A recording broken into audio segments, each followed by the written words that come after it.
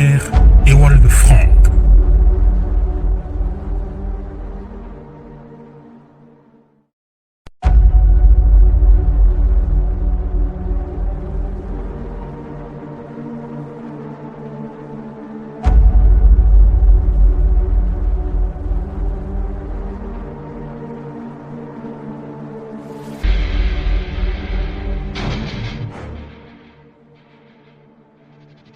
Information globale, éclaircissement d'en haut, par Ewald Frank.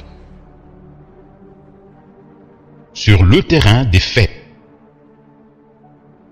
Les voyages de Pierre en Samarie, à Césarée et jusqu'à Antioche, Galates 2, le verset 11, sont relatés dans le Nouveau Testament. Ceux faits par Paul y sont également décrits en détail. Paul est allé 3 fois à Rome. Il était citoyen romain.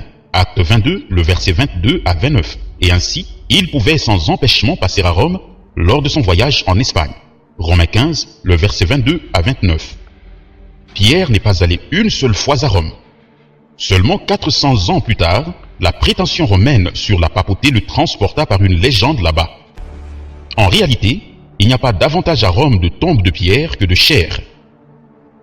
Dans les années de 41 à 54, Claude a régné à Rome et selon Actes, chapitre 18, il en a fait sortir tous les Juifs, dont Aquilas et Priscille que Paul rencontra à Corinthe. Sous Néron, qui régna de 54 à 68, eut lieu la première persécution des chrétiens. Par décision divine, il était convaincu que Jacques, Céphas et Jean servent comme apôtres des Juifs, alors que Paul et Barnabas seraient au service des païens. Galates chapitre 2 et autres. 16 chapitres sont répartis dans l'épître aux Romains que Paul adressa à la petite église judéo-chrétienne de Rome. Il salua nommément 27 personnes, cependant Pierre n'était pas parmi elles. Lors de sa dernière visite, Paul resta 2 années entières à Rome. Acte 28, le verset 30. Seule la légende attribue à Pierre l'apparition d'un certain Simon Magus qui fit une grande impression au Sénat romain par ses trucs magiques. La connaissance de ce fait se trouve dans l'étude préliminaire de l'histoire indépendante de l'Église. De plus, est-il jamais sorti de la bouche du Seigneur une promesse annonçant que Pierre aurait un successeur? Non. Y a-t-il une promesse disant que Jésus-Christ aurait un substitut? Pas dans les Saintes Écritures. Y a-t-il une promesse qu'un État théocratique de Christ serait établi parmi les États créés par les hommes? Non. Y a-t-il une promesse que l'Église catholique romaine ou une autre aurait elle seule le pouvoir de sauver et de donner le salut? Pas dans les Saintes Écritures. A-t-il été donné à l'Église de Jésus-Christ, qui est décrite dans le Nouveau Testament dans tous les détails avec ses dons et ses ministères, tous les droits temporels? Pas dans les Saintes Écritures. L'Église du Nouveau Testament connaît-elle l'eau bénite, l'encens, le crucifix, le rosaire, les processions, les pèlerinages ou le purgatoire? Non. L'Église du Nouveau Testament connaît-elle les sacrements? Connaît-elle le baptême des bébés ou les parrains et marins? Connaît-elle la messe pour les morts? Le sacrifice de la messe? Non. Connaît-elle le confessionnal et les indulgences? Non. L'Église du Nouveau Testament connaît-elle la béatification et la canonisation des morts? Non. L'Église du Nouveau Testament a-t-elle entendu parler de quelque chose comme de la vénération de Marie ou d'un Ave Maria? Non. L'Église primitive connaissait-elle le célibat? Non. Conduit par l'Esprit de Dieu, Paul a associé l'interdiction du mariage à la grande apostasie et l'a appelé enseignement de démons. 1 Corinthiens 4, le verset 1er à 5, car c'est contre l'ordre divin de la création qui fait partie de l'ordre du salut. En règle générale, les anciens et les diacres des églises locales doivent être mariés pour pouvoir accomplir leurs fonctions. 1 Timothée chapitre 3, Tite 1er, le verset 5 à 9. Dans l'Église de Jésus-Christ, il n'existe pas plus de couvents que de moines ou de nonnes ou encore d'ordre religieux. Rien n'est demeuré comme cela était au commencement dans l'Église primitive. En principe, toutes choses dans l'enseignement et la pratique ont été faussement interprétées, tout est en opposition, c'est-à-dire anti, contre et à la place de ce que Christ a enseigné et commandé et que les apôtres ont exécuté. Tout dans le monde religieux est incroyable, mais est cependant déclaré digne de foi. Marie, la Vierge élue, Ésaïe 7, le verset 14, la mère de notre Seigneur, a accompli une unique et haute tâche, et une dernière fois encore seulement, elle est mentionnée dans les Actes des Apôtres, chapitre 1er, le verset 14, et précisément au commencement en rapport avec l'effusion du Saint-Esprit. Les apôtres savaient-ils quelque chose de semblable à une immaculée conception de Marie? Non. Le Fils de Dieu devait venir en ressemblance de chair de péché, Romains 8, le verset 3. Il devait naître dans cette création déchue afin de nous libérer de la chute dans le péché. Savait-il quelque chose de sa virginité perpétuelle, d'une Marie toujours vierge? Non. Car la Bible rend témoignage qu'elle eut 4 fils et aussi des filles. Matthieu 13, le verset 55 à 58, et que Joseph avait eu des relations maritales avec elle. Matthieu 1er, le verset 25, après que Christ, le Fils de Dieu, soit né. De plus, il est écrit dans Jean, le chapitre 2, le verset 12, « Après cela, il descendit à Capernaum, lui et sa mère et ses frères et ses disciples. » Paul rend témoignage. Et je ne vise aucun autre des apôtres, sinon Jacques, le frère du Seigneur. Galates 1er, le verset 19. Amen. Les apôtres ont-ils rendu témoignage d'une ascension corporelle de Marie? Non, car il est écrit, « Et personne n'est monté au ciel, sinon celui qui est descendu du ciel, le Fils de l'homme qui est dans le ciel. » Jean 3, le verset 13. Amen. Peut-elle également être médiatrice alors qu'il est écrit, « Car Dieu est un, et le médiateur entre Dieu et les hommes est un, l'homme Christ Jésus. » 1 Timothée 2, le verset 5. Peut-elle être également avocate alors qu'il est écrit « Afin que vous ne péchiez pas, et si quelqu'un a péché, nous avons un avocat auprès du Père, Jésus-Christ le juste. » 1 Jean 2, le verset 1er. Marie peut-elle être, même sur un seul point, ce que Jésus est seul à être? Certainement pas. Tout le culte à Marie, de même que l'ensemble du culte à tous les saints, avec les icônes, les images et les statues, n'est pas selon le témoignage des Écritures, un culte rendu à Dieu, mais il est classé être un culte idolâtre. Exode 20, le verset 1er à 6 et autres, dirigé contre Christ, c'est-à-dire antichrétien, non biblique. Toutes ces choses qui font partie des églises chrétiennes se trouvent cependant tout à fait hors de la parole de Dieu. Nous pourrions continuer en cataloguant ces pratiques et remettre en question ce qui est enseigné, cru et pratiqué. Nous pourrions même demander si c'est Jésus-Christ ou Hugo von Pienne qui a fondé l'ordre des chevaliers du Saint-Sépulcre. Le Sauveur a-t-il fondé l'ordre des Jésuites et a voulu la contre-réforme, ou bien est-ce l'Espagnol Ignace de Loyola qui, avec zèle, s'est donné comme tâche de rétablir l'Église romaine une sainte, même par la violence? Il n'est pas nécessaire de demander pourquoi l'ordre secret Opus Dei a été fondé en 1928, lequel est à l'œuvre avec ses 86 000 membres agissant dans des positions clés dans toutes les sphères des 90 pays. En présence de tous ces faits, la prétention suivante peut-elle être vraie? Seule l'Église catholique et l'Église de Christ et donne le salut, toutes les autres étant au plus des communautés d'églises. Seulement lors des 7 croisades, de 1095 à 1292, 22 millions d'êtres humains ont été massacrés. Peut-on concevoir cela comme la manière de dispenser le salut? Celui qui relit l'appel du pape Urbain II au concile de Clermont-Ferrand en 1095 en a le souffle coupé, et celui qui lit encore que sur les 40 000 juifs et musulmans de Jérusalem, il en restait à peine une centaine en vie après le massacre de juin 1099, en perd complètement la parole. Qu'est-ce que cela a à faire avec la libération du Saint-Sépulcre de Christ d'entre les mains des incrédules, comme le proclamait l'ordre Urbain II, d'autant plus que ce sépulcre dans la ville est seulement une fiction? Le sépulcre se trouvait et se trouve encore aujourd'hui dans un jardin près de Golgotha, du lieu du crâne, en dehors de la ville, comme en témoigne l'Écriture. Amen. Or, il y avait, au lieu où il avait été crucifié, un jardin, et dans le jardin, un sépulcre neuf, dans lequel personne n'avait jamais été mis. Jean 19, le verset 41. Et plus loin, il est écrit, « C'est pourquoi aussi Jésus, afin qu'il sanctifiât le peuple par son propre sang, a souffert hors de la porte. » Hébreux 13, le verset 12. Amen. On ne finirait pas de penser à toutes les conséquences que comportent toutes les tromperies et les interprétations de l'ennemi. D'autre part, il existe sur la terre un seul livre qui est incorruptible et donne tous les renseignements et qui se termine par la révélation de Jésus-Christ, l'Apocalypse, dans lequel aussi les derniers mystères sont dévoilés, la Bible.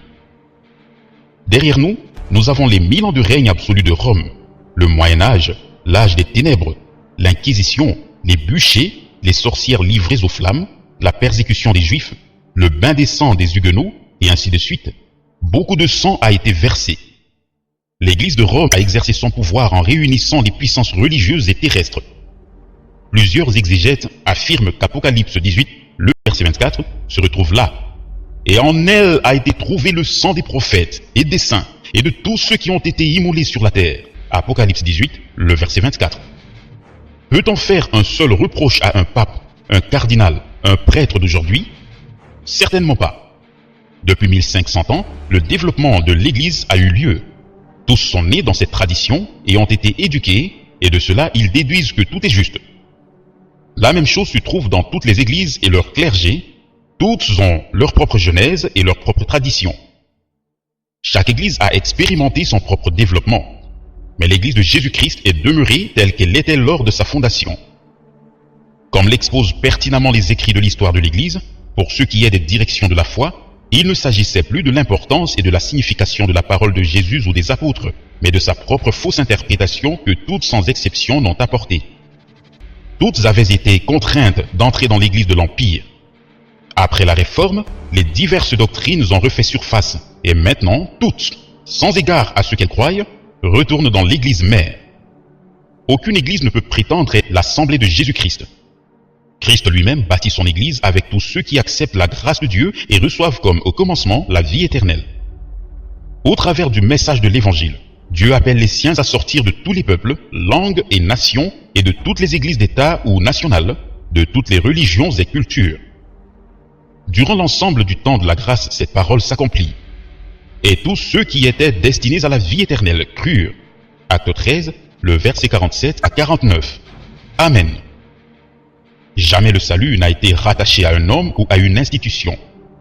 Dès le commencement, le message divin était valable et centré sur le Sauveur. Et il n'y a de salut en aucun autre, car aussi il n'y a point d'autre nom sous le ciel qui ait été donné parmi les hommes. Acte 4, le verset 12. Le nom du Seigneur Jésus-Christ est le seul nom en qui se trouve le salut divin. Son appel est encore valable aujourd'hui. Venez à moi, vous tous qui vous fatiguez et qui êtes chargés. Matthieu 11, le verset 28. C'est la raison pour laquelle un messager de Dieu peut, dans une prédication, dire à ceux qui l'écoutent, « Crois au Seigneur Jésus et tu seras sauvé ». Acte 16, le verset 31. La foi dans une église n'est absolument pas la foi en Dieu. Cela ne peut pas être.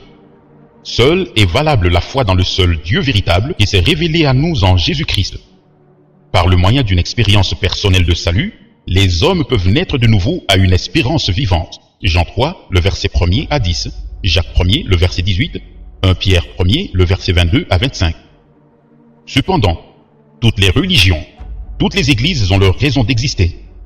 Celui qui n'entend pas l'appel de Dieu et ne veut pas entrer dans la vie éternelle demeurera là où il est et ce qu'il est.